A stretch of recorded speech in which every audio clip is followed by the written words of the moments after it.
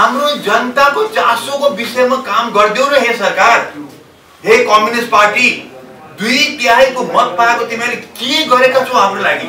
पैसा खाएका छौ हाम्रै ट्याक्सबाट, हाम्रोबाट होइन, यो बाहिरबाट हाम्रो मरेर लास पठाएका व्यक्तिहरूले पठाएको पैसाबाट तिमीले खाइरहेका छौ अहिले, रेमिटेन्सको पैसाबाट। त्यसको त कमसेकम आदर कदर गर्दियौ। जनता भोक भोकै खान नपाएर टुडी खेलमा मान्छेले खुवाउनु परिरहेको छ, त्यता पनि कतिको ध्यान छैन। अनि उखु किसान एउटा प्रतीक मात्रै हुन्, तिनीहरू त्यसरी आएर बसेका छन्, सुतेका छन् सडकमा, तर चाहिँ नि त्यहाँ कसैको वास्ता छैन। हो, समर्थन अर्डर दिन्छ, त्यो सरकारको काम गजब छ।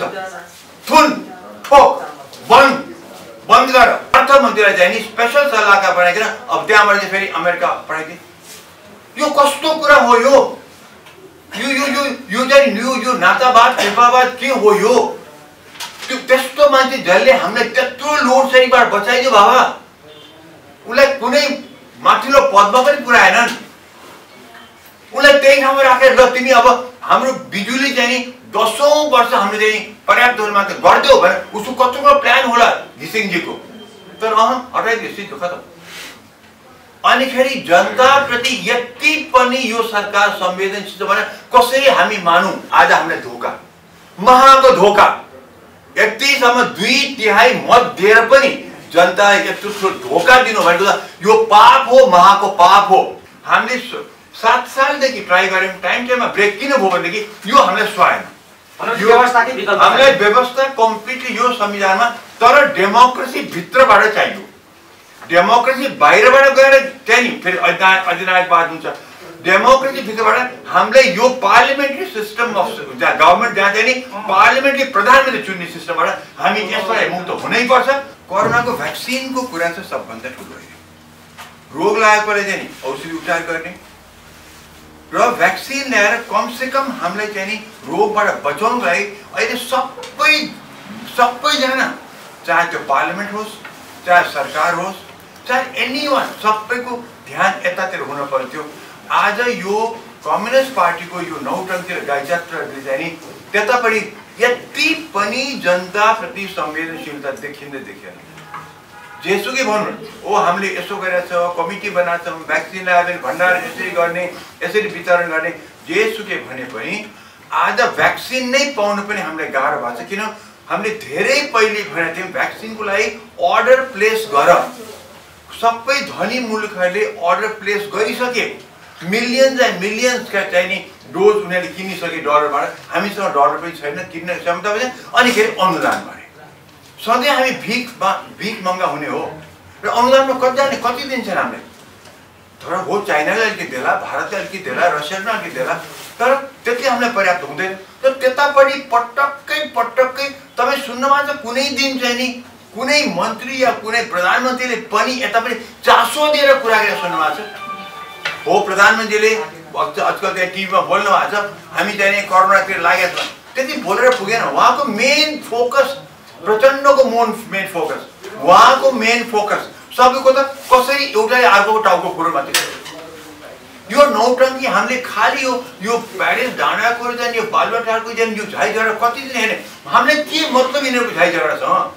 हामीलाई खालि यति मात्रै मतलब छ कि तिमीहरूले सुशासन दिएनौ, तिमीहरूले हामीलाई चाहिँ जनतालाई चाहिने कुरा दिएनौ, भ्रष्टाचार निवारण गरेनौ, क्रसर उद्योग बन्द गरेनौ, हाम्रो भ्रष्टाचारमा यत्रा त काण्ड चाहिँ तिमीहरूले केही गरेनौ। अस्ति एउटा अख्तियार दुरुपयोग मान्छेले लगाएर उहाँ थुनिदिएका छन् पहिलेको चिफलाई, त त्यहाँ पनि पुरा पोलिटिक्सै छ, त्यो हामीलाई थाहा छ। तर अहिले यत्रा चाहिँ इस्यु भएको बेलामा चाहिँ जनता भोक भोकै खान नपाएर टुडी खेलमा मान्छेले खुवाउनु परिरहेको छ, त्यता पनि कतिको ध्यान छैन। अनि उखु किसान एउटा प्रतीक मात्रै हुन्, तिनीहरू त्यसरी आएर बसेका छन्, सुतेका छन् सडकमा, तर चाहिँ नि त्यहाँ कसैको वास्ता छैन। हो, समर्थन अर्डर दिन्छ, त्यो सरकारको काम गजब छ। थुन ठोक बन्द गर, लकडाउन गर, कस्तो कुरा हो यो? फेरि सरकार आदेश दिन्छ तर त्यसलाई फलो गर्न सक्दैन। अब भनिएको कि दूरी कायम गर बसरमा, देख्नमा चाहिँ दूरी कायम गरेको कतै पनि छैन, त्यो लागू गर्नै सक्दैन। भनेदेखि हाम्रो जनताको चासोको विषयमा काम गरिदेऊ र हे सरकार, हे कम्युनिस्ट पार्टी, 2/3 को मत पाएको तिमीले के गरेका छौ हाम्रो लागि? नथिङ। पैसा खाएका छौ हाम्रै ट्याक्सबाट, हाम्रोबाट होइन, यो बाहिरबाट हाम्रो मरेर लास पठाएका व्यक्तिहरूले पठाएको पैसाबाट तिमीलाई खाइरहेका छौ अहिले, रेमिटेन्सको पैसाबाट। त्यसको त कमसेकम आदर कदर गरिदेऊ।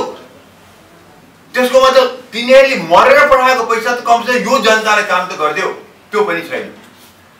अनि के जब यस्तो खालको डेमोक्रेसी हाम्रो लोकतन्त्र जहाँ 2/3 जनताले 2/3 भन्दा बढ्ता कति मत दिने यिनीहरूलाई, यो त शक्तिशाली महाशक्तिशाली गभर्नमेन्ट हुनुपर्ने भएको पनि छ, आफूलाई त भएको छ, त जनतालाई केही पनि भएको छैन। त्यसैले अर्थमा के भन्छ जनताको चासो हुने बित्तिकै एक्जाम्पल दिउँ। अब जनताको लागि त्यत्रो काम गर्ने घिसिङ, हाम्रो घिसिङ जुन त्यत्रो चाहिँ लोड सेडिङमा हामीलाई बचाइदिनु हो, उहाँले चाहिँ अब नाम निशान चाहिँ खतम। उतापट्टि चाहिँ नि अर्थमन्त्रीलाई चाहिँ नि स्पेसल सल्लाहकार बनाइकन अब त्यहाँबाट चाहिँ फेरि अमेरिका पठाइदिए।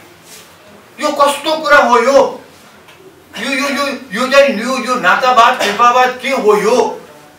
त्यो त्यस्तो मान्छे जसले हामीलाई त्यत्रो लोड सेडिङबाट बचाइदियो बाबा, उसलाई कुनै माथिल्लो पदमा पनि पुर्याएनन्।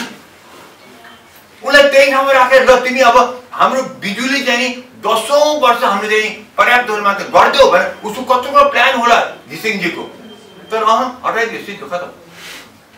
अनिखेरि जनताप्रति यति पनि यो सरकार संवेदनशील छ भने कसरी हामी मानौँ?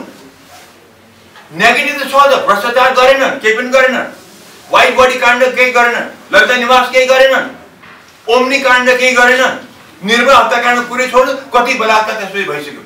हुन त हरेक बलात्कार सरकार रोक्न सक्दैन, तर दण्ड दिएको भए त कमसेकम चाहिँ एउटा उतो हुन्थ्यो, उनीहरू कमसेकम उनले चाहिँ रोकथाम त हुन्थ्यो। एउटा मात्रै बलात्कारीलाई चाहिँ झुन्डाइदिए आज केही त हुन्थ्यो होला नि, त्यो पनि छैन। त उनको चाहिँ हेर सब कुछ छ उनलाई सरकारको, हेर्नुहोस् कस्ता कस्ता मोटरमा हिँड्छन् तिनीहरू, कस्ता कस्ता करोडौँ रुपियाँ पर्ने मोटर छन्। अनि हामीले संहितामा लग्यौँ, संहितामा गएर चाहिँ हामीले भन्यौँ चाहिँ हो यो माथि कुहिसक्यो भनेर चाहिँ संहितामा कमसेकम अब चाहिँ लोकल मान्छेको पहिचान हुन्छ, उनलाई सशक्त बनाऊ, उनको उत्थान हुन्छ भनेर हामीले गरेका थियौँ, उनको सम्मान हुन्छ भनेर हामीले चाहिँ संहिता मानेका थियौँ। तर यहाँको रोग सबै तर संहितामा पुग्यो, जहाँ केन्द्रमा जे रोक्थ्यो भ्रष्टाचार त्यही ठाउँमा, त्यो नातावाद कृपावाद त्यही ठाउँमा, पैसाको दुरुपयोग त्यही ठाउँमा। उनले चाहिँ करोड करोड गाडी चाहिएको छ, जब यहाँ मान्छे टुटीघरमा खाना पाएका छैनन्, त्यो रोग त्यहाँ तर पुगेको छ। हामीले त्यो त सोचेका थिएन। 62-63मा हामी संहितामा जाँदाखेरि हामी पनि सडकमा थियौँ र हामीले किन बोल्छौँ, हामी सडकमा थियौँ। यो अहिलेको अवस्थामा हामीले नै वकालत गरेका थियौँ, तर हामीले वकालत गऱ्यौँ त हामी पावरमा जाने त मान्छे होइन, हामी त पोलिटिकल पार्टी होइन, हामी त नागरिक हौँ। हामीले खालि गरेको तिमीहरूले प्रतिबद्ध जनायो कि हामी यसो गर्छौँ जनताको लागि, यसो गर्छौँ जनताको लागि। माओवादीले त्यही गरेका थिए, एमाले पनि त्यही गरेका थिए, काङ्ग्रेसले पनि गरेका थियो, केही गरेन। उता अहिले बिल्कुल बिलाएर गएको छ भनेदेखि हामीले त तिमीहरूलाई भोट दिएर माथि पुऱ्यायो न गर अब त भन्दाखेरि आज हामीलाई धोका, महाको धोका। यतिसम्म 2/3 मत दिएर पनि जनता यत्रो धोका दिनु भनेको त यो पाप हो, महाको पाप हो। यस्तो पछि गएर मरेपछि पनि तपाईँहरूले जो अहिले सत्तामा हुनुहुन्छ तपाईँहरू चाहिँ माथि गएर पनि यसको चाहिँ लेखाजोखा तपाईँको हुन्छ, पक्का हुन्छ। किन हामी ओमकार परिवारको मान्छे हो, हामी विश्वास गर्छौँ माथि पनि गएर तपाईँहरूमा चाहिँ जजमेन्ट हुन्छ। यहाँ तपाईँलाई सायद सुप्रिम कोर्ट जजमेन्ट दिन नसक्ला, तर माथि तपाईँको जजमेन्ट चाहिँ हुन्छ होला, किनभने जनताले तपाईँहरूले एक प्रकारले मार्नु भएको छ। नत्र के भन्ने त कोरोनामा मान्छे मरेछन्, भिरमा मान्छे कति विस्थापित भएको छ, पहिरो गएर त्यहाँ केही मतलब छैन, त्यहाँ केही मतलब छैन, केही भएको छैन। भैँचालोको मान्छेलाई अहिलेसम्म घर बनाइरहेको छैन, बाढी पीडितलाई केही भएको केही गरिदिएको छैन, भोका नाङ्गा जाँदै छन् हेर्नुहोस् त। अनि यो सबैको लागि हामीले चाहिँ यो गणतन्त्रलाई गणतन्त्र राजामाथि फ्याँकेर छ, गणतन्त्र गएको छैन, गणतन्त्र आएको छैन, राजा फ्याँकेमा त्यो ध्यानहरू गएको हो, गणतन्त्र आयोजन होइन। कि हामीले यहाँ धेरै राजा जन्माएछौँ, अति वर्ष राजा जन्माएछन्। र प्रेसिडेन्टको कुरा त भर्खर भट्टराईजीले भनिसक्नु, प्रेसिडेन्टले त यति पनि यो लोकतन्त्र प्रति माने उसले कुनै आस्था देखाएकै छैन। प्रेसिडेन्टको त अहिले भन्यो भने त साँच्चै भन्दै कम्प्लिट चुर्लुमा चाहिँ पोलिटिक्समा ढुक्नु भएको उहाँ प्रेसिडेन्ट दि। त्यसैले प्रेसिडेन्टको के कुरा गरौँ, मैले भन्दैन त एउटा अध्यादेश जान्छ 1 मिनटमै ओके भएन आउँछ। त्यस्तो पनि कहीँ हुन्छ? कुनै के त्यहाँ त सल्लाहकार छन्, उनका कानुनी सल्लाहकार छन्, तिनी त सल्लाह पनि छैन, ठ्याक्क गरिदियो सिद्धो। ओलीजी लग्नु चाहिँ आउँछ अध्यादेश। अब यस्तो पनि कहीँ हुन्छ? म भन्दिनँ कि ओलीजी राइट कि रङ, ओलीजी अध्यादेश ल्याउनु ठिक छ कि छैन, त्यो म केही पनि बोल्दिनँ अहिले। म नै मलाई मतलब छैन। त जनतालाई खोइ राहत, हामी जनतामा अहिले म सुन्छु ठाउँ ठाउँमा लोड सेडिङ फेरि सुरु भइसक्यो। घिसिङजीले हामी फ्याँक्यौँ कुलमानलाई, तर अहिले लोड सेडिङ ठाउँ ठाउँमा चाहिँ मलाई खबर आएको बाहिरबाट चाहिँ नि लोड सेडिङ फेरि चाहिँ नि हामी फेरि ग्रस्त हुन आँट्यो लोड सेडिङबाट। गर्ने मान्छेले निकालिदियो। अनिखेरि यो चाहिँ नि यो सतीको शराब नभने के भने जो काबिल छ के भने भन्नुस् त। मलाई एउटामा चाहिँ आज बडालजीले एउटामा चाहिँ कार्ड दिनुहोस्, कुलमानले घिसिङलाई किन हराइदिए? उनको टर्म सिधो मलाई माने, टर्म त धेरै सिधिन्छ, तर पढाइमा ल्याउनु पनि पर्छ नि त। अनि न त अर्थमन्त्रीलाई किन विशेष सल्लाहकारमा ल्याएको छ त? त्यस्तो विधि एकदम चाहिएकै त होइन नि त्यो नि। उहाँले कोही चमत्कार गरे, कुलमान सिंहले त घिसिङले चमत्कार गरेकै थियो भने उसलाई के खाने फेरि नल्याएको भन्नुहोस् मलाई। त्यसैले हामी बिल्कुलै हामी चौपट अवस्थामा छौँ। यसको जवाबदेही हो तपाईँले अनेक तर्क दिनुहोला, हामीलाई तर्क दिनुहोला। ओ तर हामीलाई आज चाहियो भ्याक्सिन, चाहियो तत्काल भ्याक्सिन चाहियो। कोरोनाको लागि भ्याक्सिन दिन सक्नु भएन भनेदेखि हामी अर्को चाहिँ नि हाम्रो फेज आउन सक्छ यहाँ। त्यो पनि हामी डरलाग्दो अवस्था हुनसक्छ, त्यो पनि विचार गरौँ। र कमसेकम ए बाबा अलिकति त जनताको सेवक बनिदियो बाबा, तपाईँ अलिकति सेवक बनिदिनुहोस्। जनताको चाहिँ माथि राज्य नगर्नुहोस् तपाईँले जनताको लागि। जो पार्लिमेन्टमा पार्लिमेन्ट त व्यवस्था खै पार्लिमेन्ट छैन, कतै छैन पार्लिमेन्ट। हामीले यत्रो हात्ती पार्लिमेन्ट बनाएका छौँ, कहाँ छ पार्लिमेन्ट? पार्लिमेन्टका व्यक्तिहरू गएर आफ्नो एरियामा गएर कोरोनाको लागि चाहिँ कमसेकम जनतालाई राहत दिने काम गरेको समाज कसैले छैन नि, छैन। पार्लिमेन्ट कहाँ? कांग्रेस पार्टी त कुरै नगर्छ, कता हो कता, प्रतिपक्ष नै छैन। अब सत्ता पक्ष 2/3 बसाल्छ, प्रतिपक्ष छँदै छैन। अनि हामीले नचिच्याए कहिले चिच्याउनु त? अनि के चाहिँ नि हामी चिच्याएपछि हामी चाहिँ म्याच दुश्मन बन्छ। दुश्मन त हामी बन्छ किनभने हामी जनता हौँ। जनतालाई मार्न यसरी पाइँदैन। तपाईँको झाइझाइ जेसुकै गर्नु, ओली र प्रचण्ड टाउको फरक गर्नुहोस्, अब हामीले आपत्ति छैन। आखिर माओवादी र एमाले टाउको फरक गरेकै हुन् तपाईँहरू, फेरि गर्नुहोस्, हामीले कुनै आपत्ति छैन। खालि जनतालाई राहत दिनुहोस्, द्याट्स अल। जनता राहत दिन्छ तपाईँ राखिदिनुहोस्, हामीलाई कुनै तपाईँसँग तर्क विचार गर्नु छैन। सबभन्दा पहिले कुरा अघि भट्टराईजीले भन्नुभयो यो संविधानको चाहिँ नि जिम्मा कसले लिने र संविधानभित्रबाट कसले चल्ने भनेको उठाउनु नि। मैले पहिलेदेखि भन्दै आएको छु, मैले मात्र होइन, माने यो मुलुकमा चाहे महिला होस्, चाहे चाहिँ दलित होस्, चाहे चाहिँ मधेसी होस्, चाहे अपाङ्ग होस्, जो घाइते हुन्, सबैले चाहिँ यो संविधान कच्चा छ भनिसकेको छ। त्यो संविधान सच्याउन हामी जानैपर्छ। तर यो 2/3 पार्लिमेन्टले सच्याउनेतर्फ गएकै छैन। जान पर्यो कि यो किसिमको पार्लिमेन्ट्री सिस्टम अफ डेमोक्रेसी हामी नेपाल सुहाएकै छैन।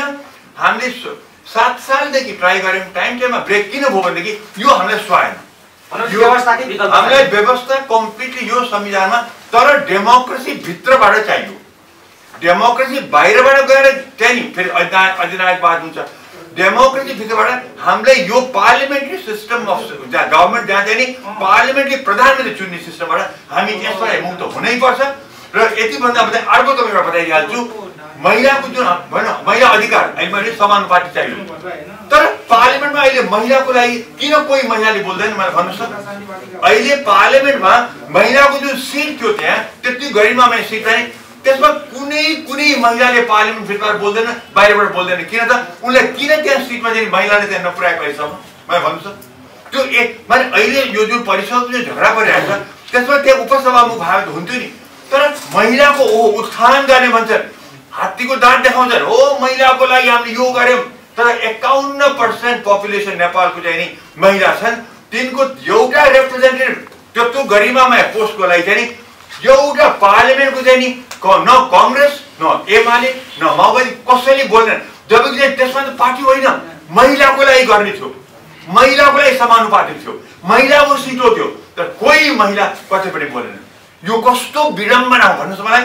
अनि यस्तो खालको संविधान हामीले रचेपछि के गर्ने त? त्यो महिलाले हरेक महिला चाहे त्यो कम्युनिस्ट हो आफ्नै पार्टीको अगेन्स्टमा गएर पनि यो महिलाको सिट हो भन्नु पर्दैन थियो, तर कसैले बोलेन भयो। अनि अहिले 2-3 वर्ष 2-2.5 वर्ष भइसक्यो त्यो सिट खाली छ। त्यसैले एकदम यो सिस्टम चल्दैन, यो सिस्टम डेफिनेटली चल्दैन, यो सिस्टम सच्याउनु पर्छ, नत्र भने सडकमा आन्दोलन सुरु भइसकेको छ। त्यो आन्दोलन अर्को रूप लिन सक्छ र त्यो रूप अर्को नल्याओस् भनेर यो लोकतन्त्र भित्रैबाट हामीले तत्काल सच्याएनौँ भनेदेखि हामी यही दशा फेरि कति वर्ष भोग्नु थाहा छैन। सधैँ वामेश्वर हुँदैन, कमसेकम हामी एसएलसी पास त गरौँ। अहिले हामी किन्डरगार्टनमै छन् 7 सालदेखि अहिलेसम्म र बार लोकतन्त्र गुमाएको कारण यही हो कि यो पार्लियामेन्ट्री सिस्टमबाट चुनिएको प्रधानमन्त्री हामीलाई काममा लागेन। डाक्टर साहब हजुरले त विकल्प स्पष्ट ढङ्गबाट दिनु पर्यो, स्पष्ट ढङ्गबाट विकल्प भएन भने नि लोकतन्त्र भित्र बस्ने राज संस्था भन्न खोज्नु भएको हो। लोकतन्त्र भित्रबाट भने लोकतन्त्र बाहिरबाट अर्को अध्ययनबाट आइहाल्ने, लोकतन्त्र भित्रबाट यो पार्लियामेन्ट्री सिस्टम जुन हाम्रो छ नि त्यसलाई सच्याउनु पर्यो। हामीले बाहिर जान मिल्दैन। यति वर्ष लडेको हाम्रो लोकतन्त्र तपाईँ र मेरो राज्य गर्ने हक हो यो त, हामी त्यसलाई गुमाउन चाहँदैनौँ। त्यो लोकतन्त्र अहिले के भएको छ भने यो सिस्टम यति कुहियो, 2/3 सरकारले पनि केही गर्न सकेन भने अहिले मान्छेमा आक्रोश भइसक्यो, रिसाएका छन्। डर कहाँ छ भने त्यो रिस उम्लिएर गएर चाहिँ यो डेमोक्रेसीको बाहिरबाट कसैले के खोज्दै भनेदेखि त्यहाँदेखि अनिखेरि हाम्रो डेन्जर हुन्छ। हामी त्यो चाहिँ गर्न दिनु हुँदैन के। सत्ता यस्तै भइरहने हो भने हामीले चाहिँ लोकतन्त्र गुम्न सक्छ भन्नु एकदम गुम्न सक्छ, तर त्यो गुम्न सक्ने जुन सम्भावना छ त्यसलाई हामीले रोक्नको लागि लोकतन्त्र भित्रबाट हामीले तत्काल हामी सच्याउनु पर्छ। तर जे गरे पनि लोकतन्त्र भित्रैबाट सच्याउने कसरी? 2/3 दल बोकेर सरकार बसेको छ, उसले कसैलाई टिर्दैन। अहिले 2/3 के गर्न सकिँदैन। यो 2/3 2 वर्ष बाँकी छ, अब 2 वर्ष अलिक कम बाँकी छ। अब आउने इलेक्सनमा चाहिँ हामीले चाहिँ नि हामीले यो सच्याउनु पर्छ। अब भोट दिँदाखेरि हामी तपाईँ म पनि सचेत भएर भोट दिउँ र चाहिँ नि इलेक्सन कुर्नुको विकल्प छैन जनतासँग, पनि अरू त उपाय नै छैन। इलेक्सन हामीले हेर्नु अहिले लोकतन्त्रबाट बाहिर जान सक्दैन। अहिले सरकार थालेपछि मैले तपाईँले लडेको हो सडकबाट यो लोकतन्त्र ल्याउनुको लागि। अब म कसै आफैले ल्याएको कुरालाई म फ्याँक्दिनँ र त्यो तपाईँ र मेरो राज्य गर्ने हक त म छोड्दिनँ। तर यो पार्लियामेन्ट्री सिस्टमबाट इलेक्ट गर्ने प्राइम मिनिस्टर चाहिएन, हामीले देशव्यापी रूपमा इलेक्ट हुनुपर्छ। इजरायलको सिस्टम लिनुहोस् कि अमेरिकाको सिस्टम लिनुहोस्, हामीले यो खालको पार्लियामेन्ट सिस्टम चाहिएन। सानो पार्लियामेन्ट चाहियो, देशव्यापी चुनिएको व्यक्तिले हामीले राज्य गर्नुपर्छ। नत्र भने यसरी जाने यो पकेटमा आएको मान्छेले घुस खुवाएर अलिकति मासु खुवाएर घुस खुवाएर जाने इलेक्टेड भएका जस्ता प्राइम मिनिस्टर हामीले कमरा छ। अब रोड सिटहरूले फ्रन्ट पेजमा लेख्न थाले केपी ओलीकै कारणले गर्दा राज संस्था आउन आँट्यो, गणतन्त्र खतरामा पर्यो भनेर। हो, खतरामा चाहिँ हो, तर खतरा पनि त्यतिसम्म खतरा होइन कि अहिलेसम्म पनि हामीले सिस्टमबाट बाहिर जान, हामीले सिस्टमबाट बाहिर जान चाहिँ पर्दैन।